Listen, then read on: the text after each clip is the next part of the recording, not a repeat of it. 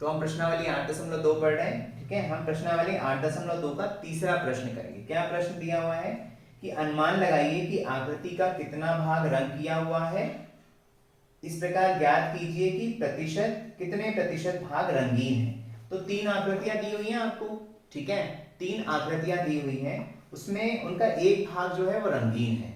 तो हमें बताना है कि भाई कितना भाग जो है वो रंगीन है। तो देखिए, ये जो आकृतियां हैं, इसमें इस तरह के हम जो प्रश्न है वो पहले भी पढ़ चुके हैं।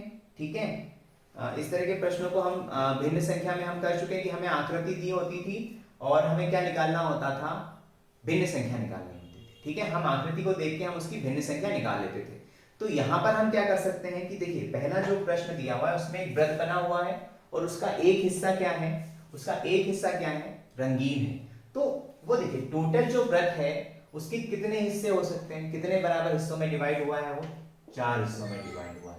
ठीक है, उसका एक हिस्सा क्या है, रंगीन है, जो पहला प्रश्न है। तो हम क्या लिख सकते हैं, रंगीन भाग को हम क्या लिख सकते हैं, 4 में से एक हिस्सा है।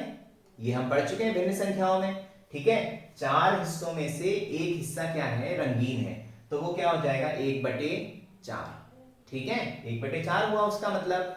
जो पहला जो वृत्त है उसमें क्या मतलब हुआ उसका, 1/4। 4 में से एक हिस्सा क्या है, रंगीन भाग।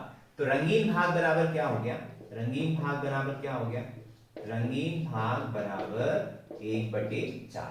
4 में से एक हिस्सा। ठीक है, अब देखिए इसको हम क्या लिख सकते हैं, इसको हम प्रतिशत में कैसे बदल सकते हैं, भाई 1/4 है तो ऊपर नीचे हम क्या करेंगे, 100 का गुणा कर देंगे तो ये प्रतिशत में बदल जाएगा। ठीक है, अभी हमने देखा जो प्रश्न नंबर 1 और 2 हमने हल किया उसमें हमने देखा कि भिन्न संख्याओं को हम कैसे प्रतिशत में बदलते हैं। हम क्या करते हैं, ऊपर और नीचे 100 का गुणा कर देते हैं। 100 का ऊपर नीचे गुणा करने का मतलब क्या हुआ, 100/100 से गुणा करना मतलब 1 से गुणा करना। ठीक है, और किसी भी संख्या में अगर आप 1 से गुणा करते हैं, 1 से अगर उसको मल्टीप्लाई करते हैं तो उससे उसकी वैल्यू नहीं बदलती। भाई कोई भी संख्या हो, आप उसको अगर 1 से गुणा करेंगे, 1 से मल्टीप्लाई करेंगे तो उससे उसका मान नहीं बदलेगा। ठीक है, तो क्या हो जाएगा, ये 100 ऊपर कितना हो गया, 1 और 100 का गुणा किया तो 100 आया, नीचे कितना है 4 और कितना है 100। ठीक है, हम इस 100 को रहने देते हैं और इनको हल कर देते हैं। ठीक है, तो ये कितना हो जाएगा, 100 में 4 का भाग जाएगा तो कितना आएगा, 25 बटे में कितना बचा, 100। तो कितना प्रतिशत आ गया ये, 25/100 मतलब क्या, 25%। भाई 100 में से 25 तो क्या है, टोटल जो वृत्त का हिस्सा है अगर वो 100% है, ठीक है, तो उसका 25% भाग क्या है, रंगीन है। ठीक है, 4 में से एक हिस्सा क्या है, रंगीन है। तो 100 में से एक हिस्सा मतलब 25। ठीक है, तो 25% आएगा पहले का रंगीन भाग। ठीक है, वैसे ही जो दूसरा वाली जो आकृति है, ठीक है, जो दूसरी आकृति है उसमें टोटल कितने हिस्से हुए हैं, वृत्त के 5 हिस्से हुए। ठीक है, वृत्त के 5 हिस्से हुए हैं और 5 हिस्सों में से जो 3 हिस्से हैं वो कैसे हैं, रंगीन है।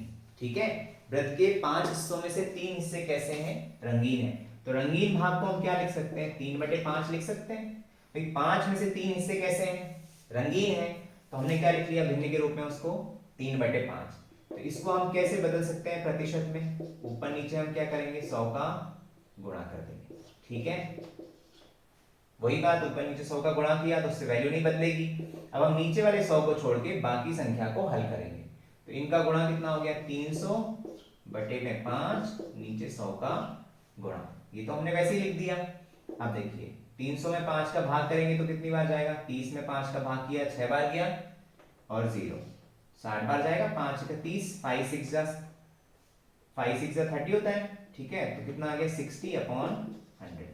तो क्या लिख सकते हैं इसको, 60%। 100 में से 60 मतलब कितना हो गया, 60%।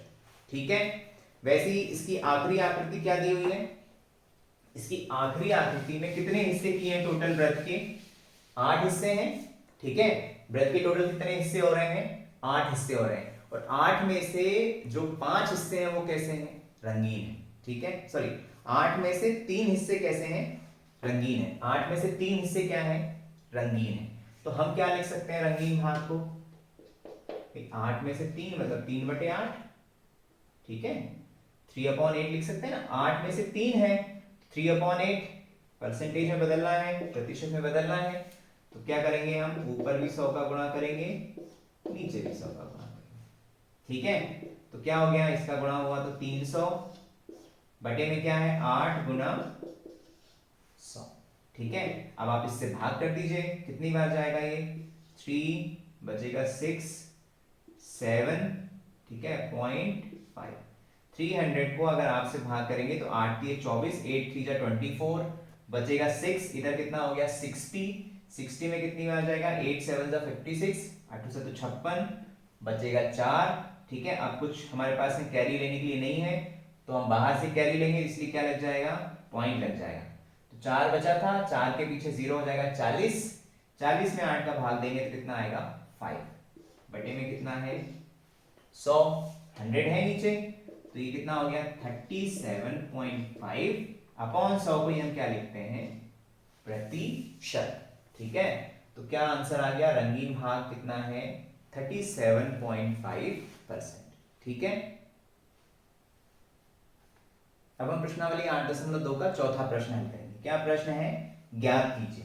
अभी तक हमने जो प्रश्न किए 1 2 3, उसमें हमने क्या किया, हमें राशि दी हुई थी, हमें प्रतिशत निकालना था। ठीक है, इसमें हमें प्रतिशत दिया हुआ है किसी राशि का, और हमें उस राशि को निकालना है कि भाई वो कितनी है। ठीक है, जैसे दिया हुआ है 250 का 15% निकालिए, 1 घंटे का 1% निकालिए, 2500 का 20% निकालिए, और 1 किलोग्राम का 75% निकालिए। ठीक है, तो देखिए ये जो शब्द है का, इंग्लिश में बोलते हैं ऑफ। ठीक है, इस प्रश्न को इंग्लिश में क्या बोलेंगे, 15% ऑफ 250। ठीक है, 1% ऑफ 1 आवर। तो हमें ये निकालना है कि 250 का 15% निकालना है। ठीक है, 15% ऑफ 250। तो जो हमने भिन्न संख्याओं वाला अध्याय पढ़ा था, जो फ्रैक्शन नंबर पढ़े थे, उसमें हमने का मतलब सीखा था। का मतलब होता है गुणा करना। ठीक है, का मतलब होता है मल्टीप्लाई करना। तो जहां पे भी का है या ऑफ है, वहां हम डायरेक्ट क्या कर सकते हैं, मल्टीप्लाई कर सकते हैं, गुणा कर सकते हैं। तो हमें 250 का 15% निकालना है, तो हम क्या करेंगे, 250 का 15% से क्या कर देंगे, गुणा कर देंगे। ठीक है, अब हमें राशि निकालनी है, प्रतिशत को हटाना है। तो प्रतिशत का मतलब क्या होता है, 100 में से 1/100, प्रतिशत को हटाएंगे तो बटे में कितना आ जाएगा, 100 आ जाएगा। अभी पिछले जो हमने प्रश्न किए उसमें क्या किया हमने, नीचे अगर 100 लिखा था तो हमने उसको प्रतिशत लिख दिया था। अब अगर प्रतिशत लिखा है तो हम प्रतिशत को हटा के नीचे क्या लिख सकते हैं, 100 लिख सकते हैं। तो क्या हो जाएगा 250 × 15/100। ठीक है, अब देखिए यहाँ पे ये शून्य है, 10 से ये भी कट गया, ये भी कट गया, 10 से इसमें भाग गया तो 25 बचा, इसमें भाग गया तो कितना बचा 10। अब 5 से भाग दे दीजिए तो कितनी बार भाग जाएगा, 2 बार, और इसमें कितनी बार भाग जाएगा, 3 बार। ठीक है, 5 ये 15 और 5 हुआ 10। तो ऊपर कितना आ गया, 25 × 3 कितना आ गया 75, 25 या 75, और नीचे क्या बचा 2। ठीक है, तो 250 का 15% कितना आया, 75/2। ठीक है, 75/2। इसको आपको दशमलव के रूप में लिखना है, तो आप इसका भाग कर दीजिए तो कितना हो जाएगा ये 37.5। ठीक है, आधा हो गया उसका। तो हमने दशमलव के रूप में ऐसे लिख लिया, या भिन्न के रूप में ऐसे लिख सकते हैं। ठीक है, वैसे हम इसको करते हैं 1 घंटे का 1%। तो 1 घंटा का 1% मतलब 1/100। 1% मतलब क्या हुआ, 1% मतलब बटे में 100। ठीक है, तो कितना आ जाएगा ये 1 × 1/100।